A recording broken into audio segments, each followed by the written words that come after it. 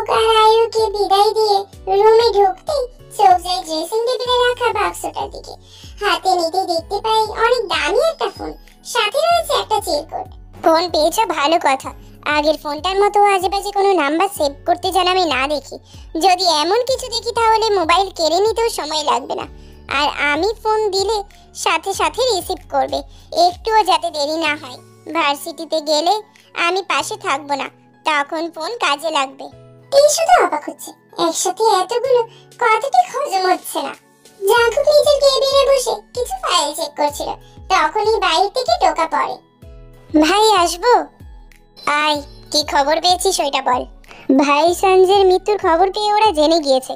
এখন ওর বাপ পাগলা কুকুরের মতো খেপে আছে, সময়ের অপেক্ষা করছে কখন প্রতিশোধ নেবে। আর সঞ্জয়ের মামা কানাডার জেল থেকে এখনো মুক্তি পায়নি। শুনেছে সঞ্জয়ের বাপ আর মা বাংলাদেশে ব্যাক করছে। জানি আমি এইসব, আমাকে হুমকিও দিয়েছিল আমার বউকে নাকি মেরে দিয়ে আমাকে তিলে তিলে শেষ করে দেবে। কিন্তু ও জানে না আমি জীবন জাঙ্কুক বেঁচে থাকতে ওর বউয়ের ওপর কেউ নজর দিতেও পারবে না। তবু বউটাকে কয়েকদিন সবার আড়ালে রেখেছি, বাড়ি থেকেও বের হতে দিইনি। কিন্তু এখন স্বাধীন আমার বউ, ভার্সিটিতে যাবে। দেখি কার কত বড় কলিজা ওকে কিছু করার, আমিও তার কলিজা ছিঁড়ে কুকুরকে খাওয়াবো। ডিঙ্কু মাঝে মাঝে ভেবে পাই না এমন হৃদয়হীন মানুষ কাউকে এতটা পরিমাণ ভালোবাসতে পারে।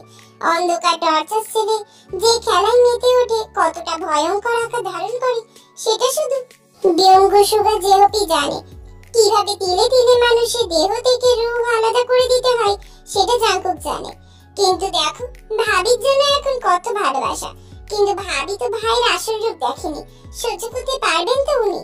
নাকি সময়ের ব্যবধানে সব কিছু পাল্টে যাবে, ছেয়ে যাবে কোনো এক অন্ধকার ভবিষ্যতে?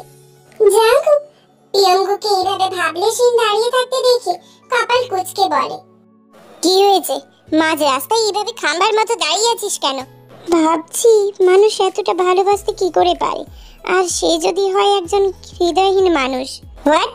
মানে কি বলতে চাইছিস তুই? জাঙ্কুকের এমন ধমকে ডিঙ্গুর হুঁশ ফিরে আসে। সে এতক্ষণ বুঝতে পারে যে কি বলতে যাচ্ছিল, তারপর কথা ঘুরিয়ে বলে, না না ভাই, তেমন কিছু না, এমনি বলছিলাম আর কি। সে ঠিক আছে, এখন রুম থেকে বের হ, আমার কিছু কাজ আছে। ডিঙ্গু আর কোনো কথা দেয় না করে কেবিন থেকে বের হয়ে যায়। ডিঙ্গু চলে যেতেই জাঙ্কুক নিজের ল্যাপটপ ওপেন করে এর কাণ্ড দেখে বড়সড় ঝটকা খায়। জাঙ্কুকের শার্ট আর প্যান্ট পরে উড়াধুরা ডান্স করছে, পুরো ঘরের অবস্থা খারাপ। মুহূর্তের মধ্যেই রাগটা মাথায় চেপে বসে। নিজের জামা কাপড়ের অবস্থা দেখে চুয়া শক্ত হয়ে যায়। এখন তেজ সামনে থাকলে নির্ঘাত কয়েক ঘাত থাপ্পড় খেত। সাহস কি করে এই মেয়ের আমার জামা কাপড় ধরার? জিয়ান জাঙ্কুকের জিনিসপত্রে হাত দেওয়ার সাহস কারণ নেই। আরে এই মেয়ে জামা কাপড় নিয়ে নাচানাচি করছে, তার ওপর আবার বিরক্তি নিয়ে ল্যাপটপের দিকে তাকায়। এখন থেকে ভালোভাবে পরখ করি ঠোঁটের কোনায় হালকা এক চিলতে হাসি ফুটে ওঠে, কারণ জাঙ্কুকের শার্ট এর হাঁটু অবধি, প্যান্ট পরার কারণে পাগুলো দেখা যাচ্ছে না। হঠাৎ করে জাঙ্কুকের পেট ফেটে হাসি পায় এর এমন রূপ দেখে। কেমন জানি ভালো লাগা কাজ করছে। এই পোশাকে দেখে নিজের কাছে হুড়পড়ি লাগছে। তীর দিকে আর তাকাতে পারলো না, নয়তো এর মেয়ের রূপ দেখে ঘায়ল হয়ে আজকে আর মিটিংয়েও মন বসবে না। রাত 10:26। অনেকক্ষণ যাবৎ জিমিনের ফোনে কল বেজেই চলেছে। নিচ থেকে এসে ফোনের দিকে দেখি ফ্ল্যাশ জ্বলছে। তাড়াতাড়ি করে মোবাইলটা হাতে নিয়ে পরিচিত নাম্বার পেতে রিসিভ করে। আসসালামু আলাইকুম। ওয়ালাইকুম আসসালাম। যাক, অবশেষে ধরার সময় হলো ফোনটা। আসলে আমি ফোনের কাছে ছিলাম না, নিচে ছিলাম এতক্ষণ, তাই ধরতে পারিনি। পরের বার থেকে ফোন যেন ধরতে দেরি না হয়। আমি ফোন দিলে সাথে সাথে রিসিভ করবে, ঠিক আছে? চেষ্টা করব। খাবার খেয়েছেন সুগা? তুমি? হ্যাঁ, এই মাত্র খেয়ে আসলাম। ঠিক আছে, এখন নিশ্চয়ই ক্লান্ত তুমি, তাহলে আর রাত জাগো না, ঘুমিয়ে পড়ো। কাল ভার্সিটিতে দেখা করব, ওকে? সামনে এক্সাম, তাই পড়ার প্রচুর চাপ। জিমি সত্যি খুব ক্লান্ত ছিল। লোকটা কথার মাধ্যমে কিভাবে যেন বুঝে যায়। গুড নাইট সোনা। Good night. হ্যাঁ, আর কিছু বলবে না? আর কি বলবো? আমি গুড নাইটের পরে যা বলেছি তা রিপিট করো। থাক, আর বলা লাগবে না। এই বলেই মেকি রাগ দেখিয়ে কেটে দেয়। জিমিনও একটা মুচকি হাসি দিয়ে গায়ে দিয়ে ঘুমের রাজ্যে পাড়ি জমায়। অন্যদিকে জাংকুক অফিস থেকে এসে দেখে তে খাটে আজ শোয়া হয়ে শুয়ে রয়েছে। জাংকুক তের দিকে এক পলক তাকিয়ে তার শার্ট পরে নাচানাচির কথা মনে পড়তে অজান্তে হেসে ফেলে। তের দিকে চোখ ছোট ছোট করে তাকায়। মেয়েটা আজ কেন এত মোহনীয় লাগছে? মেয়েটার এই ঘুমন্ত চেহারা দেখে হৃদয়টা বিষণ্ণ হয়ে পড়ছে। এই মেয়েটা নির্ঘাত মেরে ফেলবে। জাংকুক নিজের মনটাকে শান্ত করে ওয়াশরুমে চলে যায়। ওয়াশরুম থেকে ফ্রেশ হয়ে সোজা ব্যালকনিতে চলে যায়। তাই অনেকক্ষণ পর তের হঠাৎ ঘুম ভেঙে যায়। আজ শুয়ে থাকার কারণে ঘাড়টা হালকা ব্যথাও করছে। চারিদিকে চোখ বুলিয়ে রুমটা পরখ করে নেয়। দরজার দিকে তাকিয়ে দেখে দরজা ভিতর থেকে লাগানো, তার মানে উনি চলে এসেছে। তে বিছানা থেকে নেমে ওয়াশরুমে উঠে দেয়। না, ওয়াশরুম তো পুরো ফাঁকা। তার উপর কিছু একটা ভেবে ব্যালকনিতে যায়। ব্যালকনিতে জাংকুকের অবয়ব দেখে পিছন দিক থেকে এগিয়ে যায়। কাছে যেতেই তে কেসে ওঠে। বিরক্তি নিয়ে জাংকুকের দিকে তাকাতেই দেখতে পায় জাংকুক সিগারেটের ধোঁয়া ছাড়ছে আসমানে। তের মাথায় রাগ চেপে বসে। জাংকুকের হাত থেকে সিগারেটটা নিচে ফেলে পা দিয়ে পিষে ফেলে। হঠাৎ করে আক্রমণে ভড়কে যায় জাংকুক। যখন বুঝতে পারে কাজটা কার, তখন জাংকুকের রাগটা মাথা চাপে বসে। চেয়ার থেকে উঠে তের হাত ধরে পিছন দিয়ে মুচড়ে দেয়। হুঙ্কার দিয়ে বলে, সাহস কি করে হয় তোমার বেয়াদব মেয়ে আমার হাত থেকে সিগারেট ফেলে দেওয়ার? You stupid girl. জাংকুক তের হাত অতিরিক্ত চেপে ধরে মনে হচ্ছে হাতগুলো হাড় গোড় সব ভেঙে ফেলবে। তে চোখ দিয়ে পানি চলে এসছে। নাক মুখ খেতে তে বলে ওঠে, আচ্ছা ব্যথা পাচ্ছি তো। কখনো যেন এরকম করতে না দেখি। আমার ব্যক্তিগত জিনিসে নাক গলানো আমি পছন্দ করি না। এই বলে জাংকুক তের হাত ছেড়ে দেয়। হ্যাঁ, আমার শখ নেই আপনার মতো এলিয়েনের ব্যক্তিগত জিনিসে নাক গলাতে। আমি যেহেতু এই রুমে থাকি তাই ফেলে দিয়েছি। সিগারেটের গন্ধ আমি সহ্য করতে পারি না। আপনার মতো একজনকে উপদেশ দেওয়ার মতো বোকা আমি নই। প্রচন্ড রাগ লাগছে। এক মুহূর্ত দেরি না করে সেখানে স্থান ত্যাগ করে। প্রচুর রাগ আর কান্না পাচ্ছে তে। লোকটাকে কখনো ঠিক হবে না নাকি? সাধারণ একটা সিগারেট ফেলে দিয়েছি বলে এমন করবে? ইস, জায়গাটা ব্যথা করেছে। অশুভ শয়তান মাফিয়া সাইকো একটা। তে চলে যেতে জাংকুকের মোবাইলে ফোন আসে। জাংকুক ফোন রিসিভ করতে ওপাশ থেকে বিশ্রী একটা হাসি ভেসে আসে। জাংকুকের রাগে হাত মুষ্টিবদ্ধ হয়ে যায়। জিয়ান জাংকুকও ভয় পায়। খুব ইন্টারেস্টিং ব্যাপার। কিন্তু এইটা কি জনগণ জানে? সামান্য একটু কথা শুনে ভয় পেয়ে সে এতটা ডেসপারেট হয়ে পড়েছে। আর যখন জানবে সত্যি তার বউ কিছু করে ফেলবো, তখন তো তুই পাগলা কুকুর হয়ে যাবি। জাংকুক এবার রহস্যময় হাসি দেয়। জীবনে কখনো দেখেছিস কুকুরকে দেখে বাঘ ভয় পেতে? তুই সঞ্জয়ের বাপের সাথে হাত মিলিয়ে আমার কলিজার আঘাত দিতে চেয়েছিলি। তোকে ভয় পেয়েছে এইসব ফালতু জোকস কোত্থেকে শুনেছিস তুই? তোর মতো এমন হাজারটা চিনেপুটিকে আমি মৃত্যুর চেয়েও ভয়ঙ্কর নরক যন্ত্রণা দিয়ে দেহ থেকে রূহ আলাদা করেছি। আর তোর মতো একটা চামচিকাকে এই জিয়ান জাংকুক ভয় পাবে? বিনোদন ভালোই দিতে পারিস দেখছি। এদিকে সিও জুন রেগে পাগলা কুকুরের মতো হয়ে গিয়েছে। দেখে নেব আমি তোকে জিয়ান জাংকুক। তোর রাজত্বের পতন আমি এই সিও জুন করবে। আমার দৃষ্টি সব সময় তোর উপর থাকবে। ঠিক আছে, সব সময় দৃষ্টি আমার উপরেই রাখিস। একটু পর বউয়ের সাথে বাসর করব, ওইটাও দৃষ্টি দিয়ে দেখে নিস। ভবিষ্যতে তোর কাজে লাগবে। ওহ নো, ভবিষ্যতে কাজে লাগবে কি করে? সেই সুযোগটাও তো তুই পাবি না। আহারে, তার আগে টাটা বাই বাই করে দেব। জিয়ান জাংকুক, তোকে মেরে আমি কুকুরকে খাওয়াবো।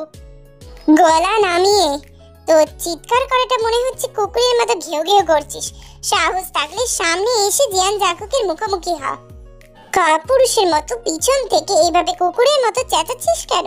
ছ্যা, তোর মতো কেউ ঘেউ ঘেউ করাতেও আমার কান শেষ হয়ে যাচ্ছে। কাপুরুষ হয়ে বীরপুর সাজতে আসিস না। আমার জীবন বরবাদ করতে এসেছিলি আমার কলিজাকে বিয়ে করে, কিন্তু হলো শেষ পর্যন্ত আমার কথাই। পিছনে দরজা থেকে পালিয়ে গেলি। হ্যাঁ, শেষ পর্যন্ত আমারই হলো। এই জন্যই তো সেদিন আমি আমার কথায় রাজি হয়ে গেছিলাম। দম থাকলে ওই সময় আমার কাছে তুই নিয়ে যেতিস তেকে বিয়ে করে। দেখতাম কত সাহস তোর। বেশি কিছু করতাম না, তোর কলিজাটা কেটে আগে মেপে দেখতাম আমার টর্চার সেলের কুকুরদের খাওয়ানোর উপযুক্ত কিনা। আর ওই সঞ্জয়ের বাপকেও বলে দিস ওর ছেলেকে যে নরক যন্ত্রণা দিয়ে মৃত্যু দিয়েছি তার থেকেও দ্বিগুণ দেব ওকে। এই বুড়ি জাঙ্গু ফোনটা কেটে রাগে মোবাইলটাকে সজোরে আছাড় মারে। রাগে পুরো শরীর রিরি করছে, ইচ্ছে করছে সবকিছু ধ্বংস করে দিতে। এখন একটু মানসিক শান্তির প্রয়োজন, আর তার মানসিক শান্তি শুধু একজনেই আছে।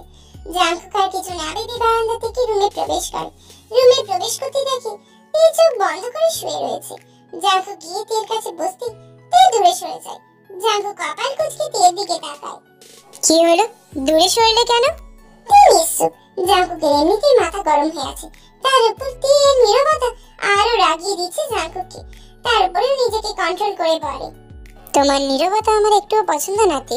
তোমার নীরবতা আমার হৃদয়কে ছারখার করে দেয়। যদি রাগ হয় তাহলে আমাকে আঘাত করবে, কিন্তু নীরব থাকা যাবে না। যদি কথা বলতে ভালো না লাগে তবুও আমার সাথে কথা বলবে।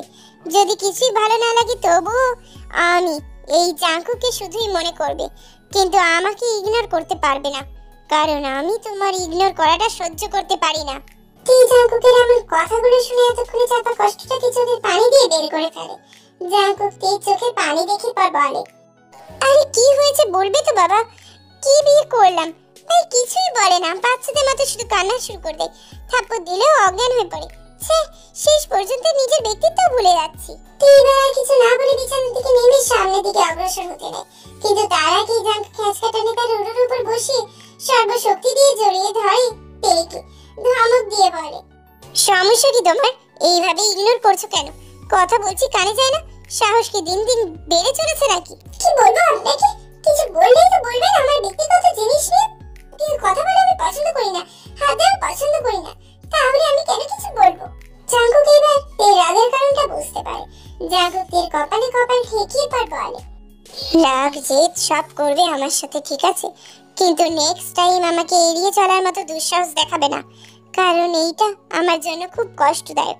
আমার মনটা অশান্ত হয়ে আছে, একটু প্রশান্তি চাই প্লিজ। এইভাবে আর কিছুক্ষণ থাক, জাস্ট 10 মিনিট, একটু তোমার কোলে মাথা রেখে শুতে চাই। ঠিক আছে, লোকটাকে আজ খুব অন্যরকম লাগছে, এমন ভাবেই তো কখনো কথা বলতে দেখিনি। অনেকেই কিছু নিয়ে খুব চিন্তিত। আর কথা বাড়ায় না, খাটে সুন্দর করে বসে তেকে শোয়ার জন্য জায়গা করে দেয়। জাঙ্গুকও তের কোলে মাথা রেখে শুয়ে পড়ে। হঠাৎ করে তের পেটে মুখ গুজে শক্ত করে জড়িয়ে ধরে। তের যেন দম বন্ধ হয়ে আসছে, শ্বাস ক্রমশ ওঠানামা করছে, নিজেকে মৃগী রোগীদের আক্রান্ত মনে হচ্ছে। তে কাঁপা কাঁপা কণ্ঠে বলে, কি করছেন? কি এইভাবে শুয়ে আছেন কেন? ওদিকে ফিরুন। এখন ঠিক আছে, একদম নড়াচড়া করবে না, বেশি না, 10 মিনিট, জাস্ট 10 মিনিট, প্লিজ একটু প্রশান্তি চাই, মাথাটা একটু টিপে দাও। হ্যাঁ ঘুমান, কিন্তু মানা করিনি, কিন্তু এইভাবে শুয়েছেন কেন? ওইদিকে ফিরে শুয়ে থাকুন না, আমার কেমন জানি হচ্ছে। কেমন করছে? তুই আর কি বলবে, ওর শ্বাস আর একটু পরে এমনি বন্ধ হয়ে যাবে। কিছু বলার জন্য মুখ খুলতে যাবে তার আগে জাঙ্গুক ধমকে শুয়ে বলে, আর একটাও কথা নয়, বেশি কথা বললে নিজেকে আর আটকে রাখতে পারবো না, বাকি কাজটাও সেরে ফেলবো, তাই চুপচাপ থাকো আর আমাকেও চুপচাপ থাকতে দাও। জাঙ্গুকের এমন ঠান্ডা হুমকিতে তে চুপসে যায়। এই লোকটাকে বিশ্বাস নেই, যা খুশি করতে পারে। তে আর কিছু না বলে জাঙ্গুকের মাথায় হাত বুলিয়ে দিতে থাকে। জাঙ্গুক কিছুক্ষণের মধ্যে ঘুমের দেশে পাড়ি জমায়। তে জাঙ্গুকের কোনো রকম রেসপন্স না পেয়ে হালকা ধাক্কা দেয়। বুঝতে পারি জাঙ্গুক ঘুমিয়ে গিয়েছে। তেও আর জাঙ্গুককে ডাকেনি। লোকটাকে দেখে মনে হচ্ছে খুব ক্লান্ত। তে জাঙ্গুককে নিয়ে আচ্ছা হয়ে ঘুমিয়ে পড়ে।